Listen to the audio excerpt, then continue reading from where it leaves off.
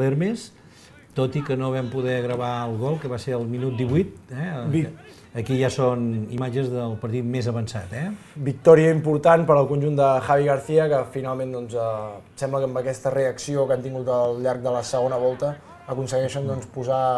Molt d'empate, i al final hem acabat guanyant. Sí, però amb unes quantes victòries clau, al final aquests punts han servit per avançar en la classificació i intentar evitar en aquest tram final de la temporada haver de patir i haver de pensar en el que sí que hauria estat una hecatombe de veritat.